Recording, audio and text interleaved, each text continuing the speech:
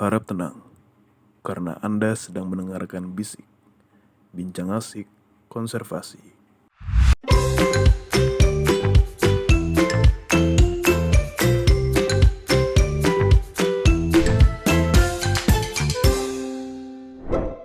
Assalamualaikum warahmatullahi wabarakatuh. Hai halo generasi konservasionis. Selamat siang semuanya. Gimana nih kabarnya? Moga baik-baik aja ya teman-teman.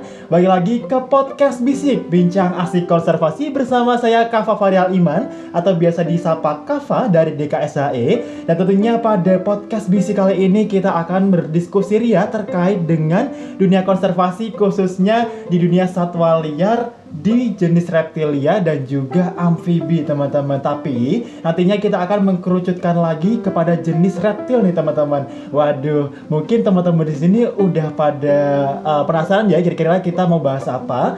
Langsung saja mungkin aku perkenalkan dulu nih narasumber yang tentunya sangat relevan dan juga kompeten terkait dengan topik yang akan kita bahas pada siang hari ini. Mungkin langsung aja aku sambut, ada Teh Rizky Nanti Maulida dari DKSHE dan beliau merupakan ketua dari kelompok pemerhati herpetofauna, Himpunan Mahasiswa Konservasi Sumber Daya Hutan dan Ekowisata IPB University. Halo Teh Rizky. Halo Kafa. Selamat siang Teh, gimana nih kabarnya? Kabar aku alhamdulillah baik. Alhamdulillah. Kemarin baru selesai UTS ya sama UPRA. Kafa sendiri gimana kabarnya? Alhamdulillah kalau kesehatan baik juga Teh. Tapi kalau UTS aku belum kelar nih Teh. Tapi aku mau lanjut lagi. Besok ada satu mata kuliah lagi yang perlu diselesaikan UTS-nya gitu. Nah oke, mungkin teman-teman kita langsung saja mempersilahkan untuk Teh Rizky untuk memperkenalkan diri terlebih dahulu nih sebelum kita tanya-tanya selengkapnya nantinya. Oke Teh Rizky, silakan. Oke, halo Kafa dan halo semuanya. Perkenalkan aku Rizky dari Departemen Konservasi Sumber Daya Hutan Ekowisata juga, dan aku dari kelompok pemerhati herpetofauna piton Himakova. Dan kelompok pemerhati herpetofauna ini adalah kelompok pemerhati yang berfokus pada bidang herpetofauna, yaitu amfibi dan reptil nih. Oke Teh. Oke, mungkin aku pengen tanya-tanya terkait dengan kelompok pemerhati yang Teteh dalami saat ini gitu. Kan Teteh tadi katanya ketua dari KP ini. Dan kira-kira kegiatan seperti apa sih Teh di dalamnya atau apa saja dilakukan oleh kelompok pemerhati ini? Nah, untuk kegiatan yang dilakukan oleh kelompok pemerhati yang ada di Himakova itu, yaitu khususnya kelompok pemerhati herpetofauna piton, itu melakukan kegiatan seperti monitoring kampus nih. Wah. Terkait herpetofauna yang ada di kampus, dan kegiatannya ini yaitu mencari reptil dan amfibi tentunya di lokasi-lokasi di kampus yang memungkinkan ditemukannya kelompok-kelompok herpetofauna tersebut.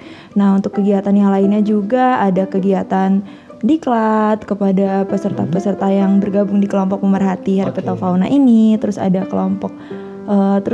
kemarin itu kegiatan kita ini di KPH Gustu School, kelompok pemerhati herpetofauna Gustu School ada di PAUD nih. Nah, ini tuh kita mengisi materi di pengenalan ular secara sederhana. Wah, karena kepada anak-anak ya. Nah, betul. Nanti kita perkenalan ular, memperkenalkan kelompok pemerhati secara umum lah untuk gampang dipahami oleh anak-anak, dan pengenalan ular bahwa kita membawa juga beberapa spesies ular yang aman lah untuk dipegang dan dilihat oleh anak-anak.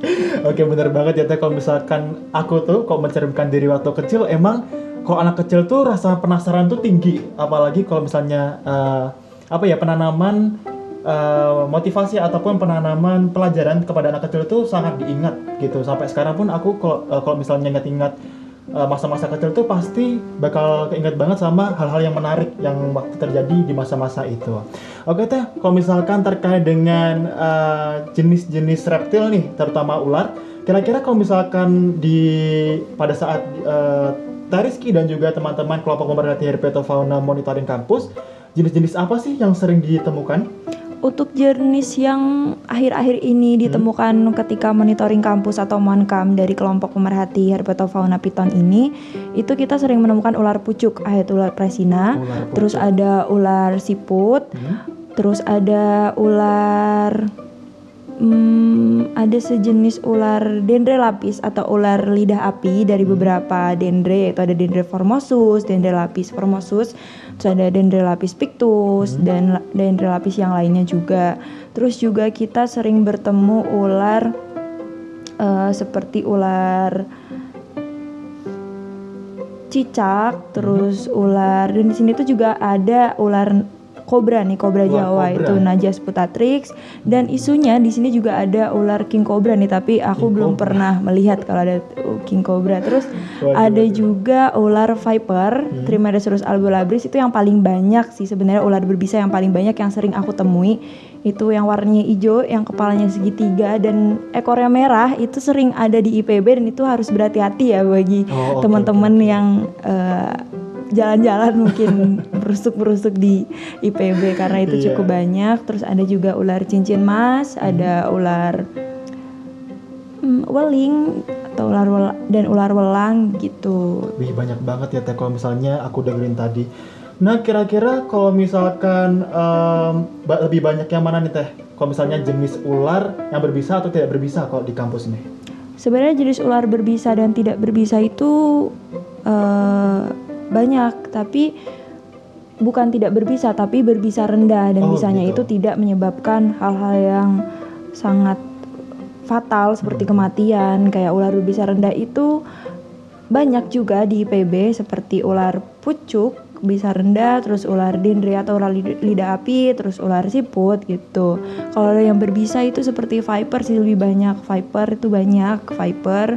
Terus ada ular weling, terus ada Najas putatrix nih. Najas putatrix itu juga banyak ditemukan di daerah arah kandang rusa tuh di bawah, dan Najas putatrix ini biasanya di bawah, jadi teman-teman semuanya harus berhati-hati ya kalau ular berbisa ini sering di bawah. Betul banget, bagi sivitas IPB jangan lupa ya tetap hati-hati kalau misalkan kalian jalan-jalan ke kampus nih, karena emang kalau misalkan dilihat-lihat ya kampus kita tuh rimbun banget ya Teh, rimbun banget, banyak pohonnya, terus banyak juga biodiversitasnya. Jadi memang kampus kita ini penuh akan keanekaragaman hayati seperti itu. Nah, kalau misalkan ngomong-ngomong terkait dengan ular Teh, ular ini kalau misalkan kata tersebut disebutkan kepada masyarakat tuh biasanya selaku orang awam ataupun selaku masyarakat yang mungkin memang dari kecilnya terpatri di otaknya itu kalau misalkan ular itu adalah sesuatu yang jahat, ular ini adalah sesuatu yang buruk ataupun sesuatu yang mematikan seperti itu. Nah, kira-kira pemikiran seperti itu atau sudut pandang seperti itu apakah benar Teh menurut Teh Rizky, dan bagaimana sih sebenarnya kejadian aslinya ataupun kebenaran asli dari ular tersebut gitu? Menurut aku sih wajar, karena orang itu menganggap bahwa ular itu membahayakan, karena ular itu ketika merasa terganggu dia akan menggigit, dan pasti semua orang tuh takut juga kan kalau tergigit ular, apalagi kita nggak tahu jenis ular apa itu.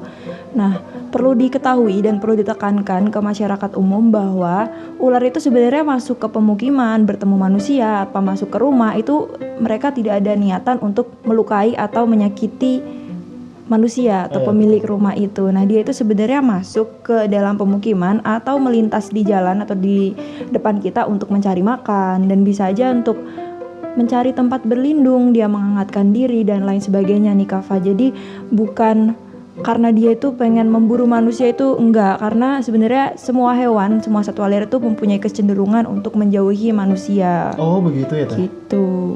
Oke, kalau misalkan menjauhi manusia berarti sebenarnya kalau misalkan kita nggak ganggu berarti mereka juga nggak ganggu gitu, atau gimana Teh? Tentunya sih gitu, harusnya gitu. Kalau kita nggak ganggu, kadang kan orang yang melihat ular karena saking takutnya jadi dia panik, terus dia manggil orang dan lain sebagainya, dan ketika salah penanganan ularnya tiba-tiba dibunuh atau enggak dipukul. Betul. Ininya kan pasti dia merasa agresif kan, siapapun itu, bahkan manusia pun ketika dia sebenarnya tidak ada niatan jahat, ketika itu langsung dilawan kan pasti dia akan mempertahankan dirinya juga dengan cara menggigit, menyemburkan bisa dan lain sebagainya. Oh, begitu. Nah, kalau misalkan terkait dengan sifat agresif dari ular ini, kalau misalkan selain ketika mereka diganggu, kira-kira apakah ada waktu-waktu tertentu yang membuat ular ini bertindak agresif ataupun memiliki sifat-sifat yang seperti mempertahankan dirinya gitu Teh? Kayak tadi, berarti ular itu menyerang manusia ketika manusia itu mengganggu dia gitu. Gitu aja berarti. Oke, Iya. berarti intinya memang kalau misalkan ular itu merasa tidak terancam, ya tidak apa-apa seperti itu ya. Iya benar. Dia Oke. kalau ketika kita lihat di jalan, kalau misalkan dia tidak menuju ke arah kita, ya udah nggak apa-apa sebenarnya. Cuman kan tidak semua orang bisa bertindak seperti itu kan, dan itu nggak apa-apa. Misalkan takut ular, nggak apa-apa, itu hal yang wajar karena ular juga banyak ular yang berbisa dan itu membahayakan manusia gitu. Dan perlu diketahui bahwa masyarakat jika tidak mengetahui jenis ular itu, anggaplah semua ular itu berbisa agar dia tetap berhati-hati dan tidak terkena kerugian yang ditimbulkan dari ular itu. Jangan sosokan memegang ular lewat, oh nggak boleh takut berarti dipegang, nggak boleh gitu. Jadi harus tahu itu jenis apa dulu. Oke. Mungkin aku pengen tahu juga nih, mungkin teman-teman yang para pendengar di sini juga pengen tahu nih, gimana sih cara membedakan antara ular yang tidak berbisa dengan ular yang berbisa rendah gitu teh? Apakah ada ciri-ciri tertentu? Sebenarnya untuk ular berbisa dan tidak berbisa ini kan dulu ada orang yang mengatakan bahwa ketika kepalanya segitiga itu berarti ular berbisa, ketika kepalanya bulat itu ular tidak berbisa. Itu tuh sebenarnya tidak bisa jadi patokan khusus untuk membedakan ular berbisa atau tidak. Cara satu-satunya cara itu ya kita belajar dan menghafal itu jenis ular berbisa atau enggak, karena ular-ular seperti kobra itu warnanya juga gelap. Banyak yang bilang ular yang warnanya cantik, ularnya warnanya cerah itu ular yang berbisa. Seperti ular viper itu bisa dikatakan iya, tapi juga kobra, ternyata kobra warnanya juga gelap gitu kan, itu berbisa gitu. Oke, berarti memang harus dipelajari dan juga dihafalkan gitu ya teh, terkait dengan jenis-jenis ular yang berbisa ataupun yang memiliki berbisa rendah nih teman-teman. Nah misalkan kalau kita balik lagi ke salah satu kasus yang teh Rizky tadi sebutkan, bahwasannya kadang-kadang kan kalau misalkan namanya ular nih, satwa liar bisa aja masuk ke pemukiman warga ataupun bisa berdiam diri nih di rumah-rumah warga seperti itu teh. Apakah ada faktor-faktor tertentu yang mengakibatkan hal ini dapat terjadi teh? Atau mungkin dari Teh Rizky punya pengalaman-pengalaman nih terkait hal tersebut? Pastinya ada. Dulu rumahku itu sering dimasukin ular. Tapi rumahku kan karena berdekatan dengan habitatnya itu sungai, jadi itu merupakan hal yang wajar lah bisa dimasukin ular dan reptil lainnya. Tapi untuk misalkan ular yang ada di perkotaan atau mungkin di perumahan ditemukan yang jauh dari hutan, ditemukan ular piton yang ada di klosetnya, sering dengar itu nggak? Nah itu kan bukan tanpa alasan ya, ular tiba-tiba masuk gitu kloset ya? Atau enggak di lantai 5 mungkin ada ular gitu. Dan ular yang masuk rumah, nah itu aku jelasin dari ular yang masuk rumah dulu ya. Untuk ular yang masuk rumah itu sebenarnya dia tidak ada, ditekankan lagi, dia tidak ada alasan untuk melukai yang punya rumah atau manusia yang di dalam rumah itu. Tapi dia mencari tempat berlindung, dia menghangatkan badan, dan dia mencari makan. Gitu. Mungkin di rumah itu ada tumpukan jemuran, tumpukan kayu, atau tumpukan-tumpukan lain yang di bawahnya ada celah, dan itu merupakan tempat bersembunyi yang nyaman untuk ular gitu, tempat menghangatkan diri yang nyaman. Dan ketika di situ kotor, banyak tumpukan sampah dan lain sebagainya, pasti banyak juga memancing tikus untuk ada di dalam rumah itu, dan tikus merupakan salah satu makanan ular. Betul. Ular akan datang untuk memakan tikus, dan di situ ketemu manusia, ternyata dia kan nggak tahu kalau misalkan dia tuh masuk ternyata di rumah orang gitu, karena dia sebenarnya ya niatnya cuma nyari makan gitu. Nah kalau yang di kloset tadi bisa ada di kloset karena balik lagi ular tuh nyari makan. Kalian sering melihat bahwa di jalan itu kan ada kayak apa ya namanya, kayak saluran air. Saluran air itu kan bisa aja nyambung ke kloset kan. Nah ular akan bisa aja ular melihat makanannya seperti tikus yang masuk ke saluran air. Nah ular itu tahu dan dia mengikuti arah gerak tikus-tikus itu. Dia udah terlanjur masuk ke saluran air, dia jalan, dia bertahan di air yang kotor tuh dia bisa, dan dia tiba-tiba muncul di kloset gitu ya. Karena dia melihat di sini udah ada cahaya nih, ternyata itu di kloset, itu ternyata bisa terjadi itu ya. Gitu. Jadi prosesnya seperti itu. Dan juga sebenarnya aku juga bingung kadang-kadang kok bisa-bisanya gitu loh. Ular bisa manjat sampai lantai 5 biasanya, ada yang juga bisa masuk ke perumahan, bahwasannya yang notabene bahwasannya di lingkungan tersebut tuh jarang ada pohon-pohonnya rindang seperti itu. Nah mungkin kalau terkait dengan cara penanganannya ketika ada kasus seperti itu gimana Teh? Kalau misalkan ada ular yang tiba-tiba berdiam diri di rumah, kira-kira apakah masyarakat langsung boleh untuk menghalaunya ataupun apakah ada cara lain nih Teh? Untuk cara ini tuh kita ada setahu aku ada 2 cara nih. Oke, 2 cara apa aja Untuk tuh? cara orang yang berani sama orang yang tidak berani. Waduh, gimana tuh? Jadi untuk orang yang berani itu menyediakan sapu atau kain pel itu atau serokannya. Nah, itu tuh gunanya untuk memberikan jarak kita dengan ular biar kita tidak langsung menangkapnya gitu. Karena nggak semua orang itu punya alat untuk menangkap ular seperti hook dan lain sebagainya gitu kan. Terus ya udah pakai sapu sama kain pel. Ularnya tuh digiring keluar dan perhatikan arah gerak kepalanya. Yang penting dia tidak mengarah ke kita atau enggak si kain pelnya itu tuh untuk menahan kepalanya gitu dan pokoknya digiring aja sampai ke luar. Gitu. Itu untuk orang yang berani. Nah kalau untuk orang yang nggak berani, apalagi megang dan untuk menggiring-giring kan, itu tinggal menutup semua akses dan perhatikan arah gerak ular. Misalkan ularnya bergerak ke arah pintu, berarti tutup jendela, tutup lubang yang memungkinkan ular itu untuk keluar selain dari pintu gitu. Hanya fokuskan satu arah untuk ular itu keluar. Nah ketika ular itu sudah keluar bisa langsung lapor ke orang-orang terdekat gitu. Nah jangan lupa nih kalau misalkan Kafa atau enggak teman-teman semuanya ketika melihat ular, perhatikan warna, corak, terus bentuk kepala, ukuran dan lain sebagainya untuk memudahkan identifikasi jika terjadi hal-hal yang tidak diinginkan nih, untuk mempermudah orang-orang atau pihak-pihak lain itu untuk mengidentifikasi sebenarnya jenis ular apa yang ada di situ gitu. Oh begitu Teh.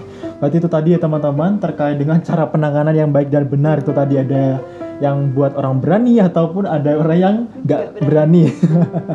Tapi kalau misalnya aku sendiri sih cukup berani Teh kalau misalkan untuk menggiring seperti itu. Tapi kadang-kadang juga orang-orang keburu-buru untuk membunuh ular tersebut Teh. Apakah tindakan tersebut sebenarnya benar ataukah semacam ada kekeliruan nih kalau misalkan terkait dengan hal tersebut? Tindakan membunuh kan jelas salah ya. Jelas sebenarnya salah. ular juga merupakan salah satu makhluk Tuhan yang Maha Esa kan. Iya betul. Dia juga berhak hidup dan sebenarnya tuh dia masuk tuh balik lagi, dia nggak pengen nyakitin manusia, dia pengen nyari makan kok tiba-tiba dibunuh. Itu sudah tindakan yang salah gitu. Apalagi ketika ular itu tuh ular yang langka mungkin ketika di daerah di luar Jawa gitu kan. Nah itu salah sih sebenarnya. Nah biasanya untuk ular yang masuk rumah itu dia bisa digiring atau enggak di rescue nih. Di KPH juga ada nih. Wah, keren KPH banget. rescue nanti ada KPH rescue gitu. Nah untuk misalkan memanggil damkar itu bisa kan, atau orang-orang yang betul. bisa mengambil ular memang begitu. Jadi sebisa mungkin jangan dibunuh lah karena dia juga berhak hidup dan dia juga hewan yang mungkin dia nyari makan untuk dia mempertahankan hidupnya, untuk yang lain sebagainya gitu. Oke, bener banget ya terkait dengan kalau misalkan emang pemanggilan seperti damkar dan juga bantuan-bantuan dari orang-orang yang bisa untuk menghalau itu juga diperlukan bagi orang-orang yang mungkin kurang tahu nih terkait dengan penanganannya seperti apa. Nah kalau misalnya yang sering aku denger nih Teh, kalau misalkan ada ular yang masuk ke dalam rumah, kita bisa menghalaunya dengan cara menaburkan garam di sekitar ularnya nih Teh, katanya gitu. Soalnya kalau misalkan bapak ibu aku atau kakek nenek aku taunya seperti itu, apakah hal tersebut juga benar Teh? Dulu aku juga pernah mempraktekkan itu waktu aku belum tahu ya. Waktu di perkemahan itu kan pasti karena kita di tengah hutan gitu. Guru-guru itu bilang taburkan garam di sekitar tenda biar nggak ada ular yang masuk. Tapi ternyata setelah aku mempelajarinya dan aku tahu faktanya bahwa untuk menaburkan garam mengusir ular itu adalah mitos. Oh, mitos teman-teman. Sebenarnya alasannya sederhana karena garam itu kan membunuh satwa berlendir ya, sedangkan ular itu bersisik bukan berlendir. Jadi dia tidak mempan kalau misalkan dipakein garam dan lain sebagainya tuh dia tetap aja bisa gitu. Nah, caranya cuman untuk mengusir ular ya ketika dia tidak ingin datang ke situ untuk mencari makan, ya kurangi tumpukan atau enggak jaga kebersihan rumahnya. Nah betul banget. Iya benar-benar benar seperti itu ya Teh, karena memang kalau misalkan ular setahu aku memang suka yang namanya tempat-tempat yang lembab seperti itu, apalagi tempat-tempat yang mungkin banyak tikusnya seperti itu, karena memang kalau kita tidak menjaga kebersihan memang ada kemungkinan banyak tikus ya teman-teman di dalam rumah. Oke Teh, gini, kalau misalkan terkait dengan kasus-kasus masyarakat tadi, kan kadang-kadang ada orang yang panik ataupun ada orang yang sok berani dan akhirnya mereka dipatok ular yang berbisa seperti itu Teh. Kira-kira kalau misalkan hal tersebut terjadi, penanganan yang paling tepat itu seperti apa Teh? Seperti apa sih Teh?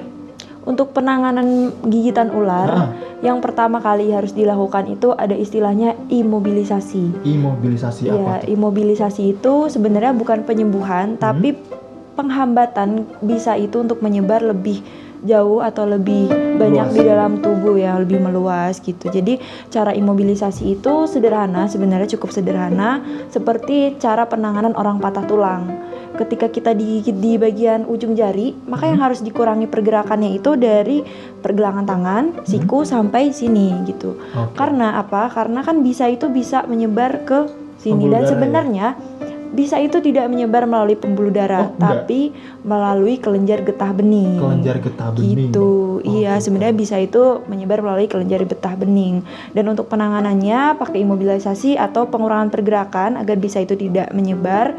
Alat-alat yang dibutuhkan ini, misalkan kita di alam, kita butuh 2 kayu atau papan yang ukurannya seukuran panjang tangan.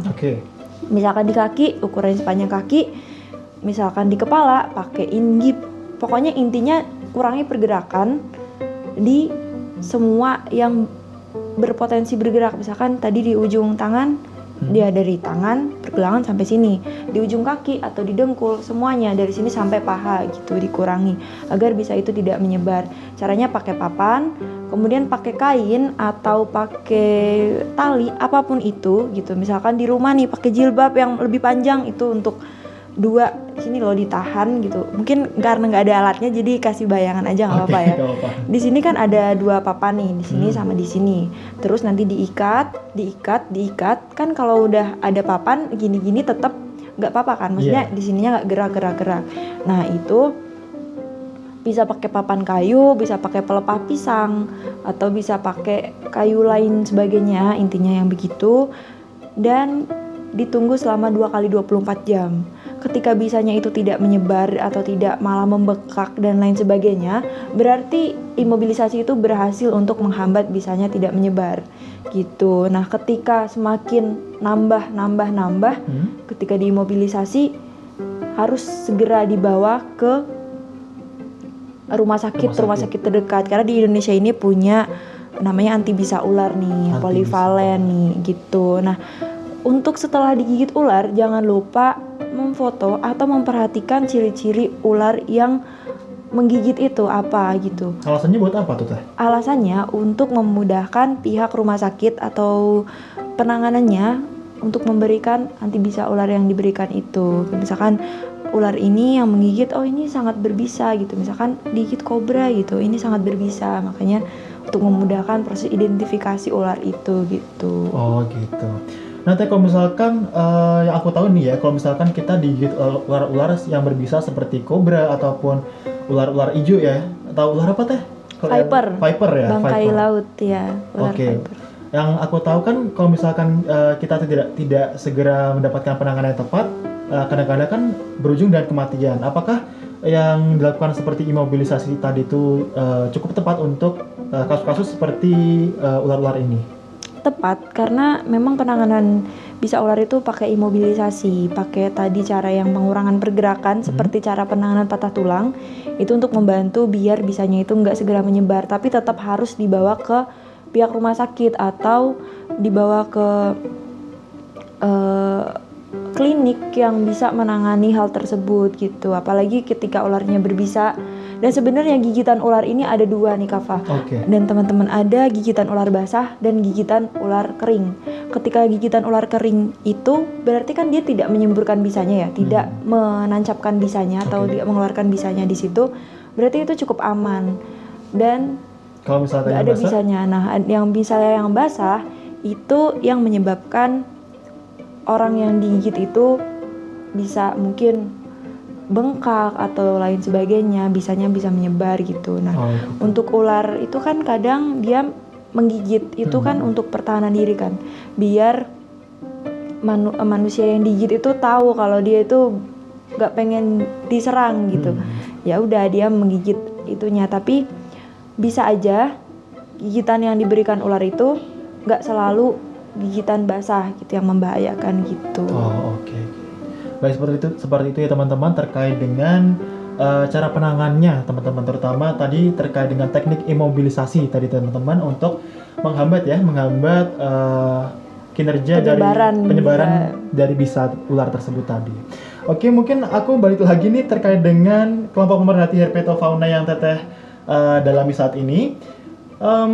Kegiatan kan tadi katanya monitoring kampus tuh Teh. Kalau misalkan teman-teman dari KP Herpetofauna ini mendapatkan reptil tersebut atau misalnya ular, apa sih kira-kira kegiatan yang dilanjutkan untuk aktivitas selanjutnya, ataupun apa sih kira-kira tindakan ataupun kegiatan yang dilakukan setelah mendapatkan mereka seperti itu?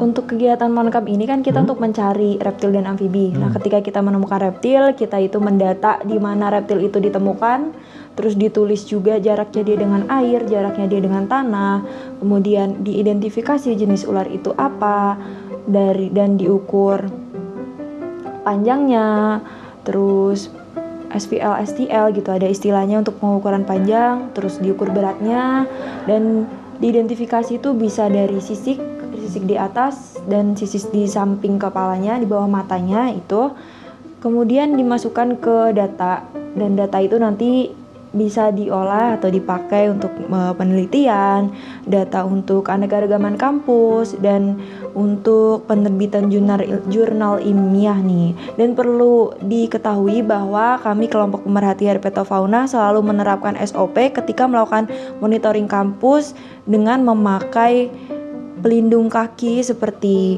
sepatu boot yang tinggi gitu untuk mengurangi resiko tergigit ular yang ada di bawah seperti viper tanah dan kobra.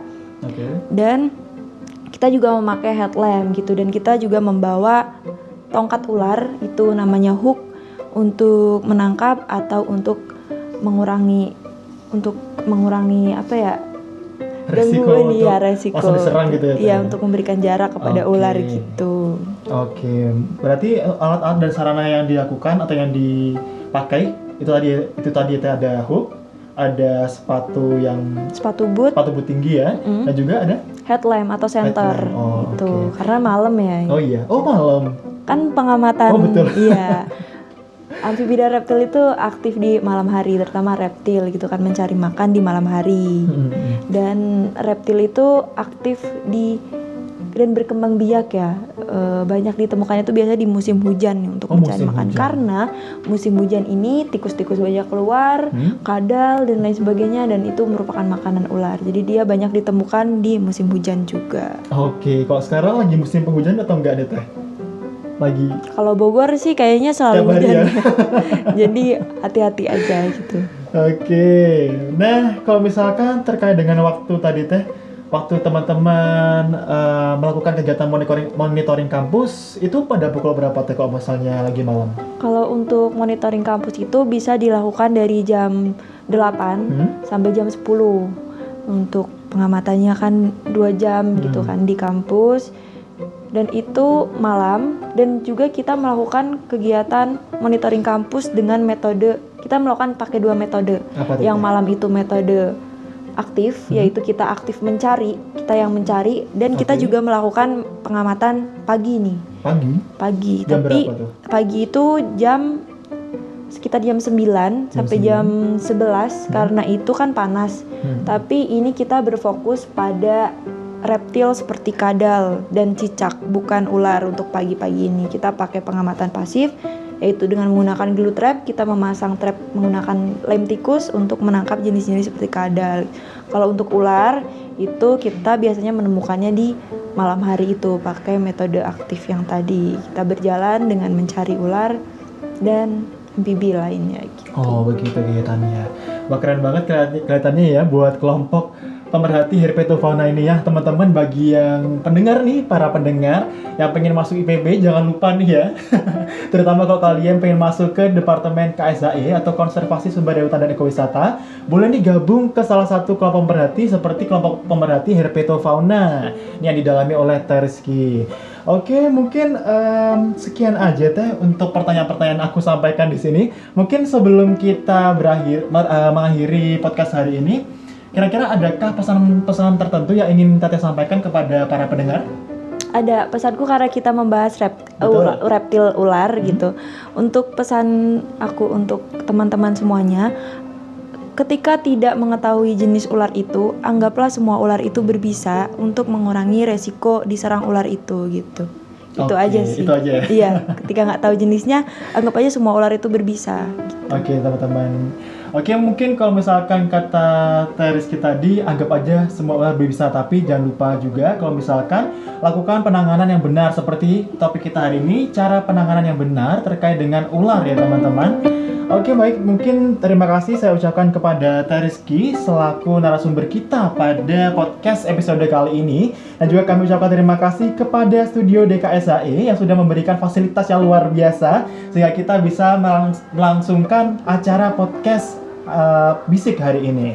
Mungkin sekian saja dari kami. Jalan-jalan ke pasar baru, jangan lupa untuk membeli baju baru. Baik, sekian dari kami dan tentunya sampai jumpa dan wassalamualaikum warahmatullahi wabarakatuh.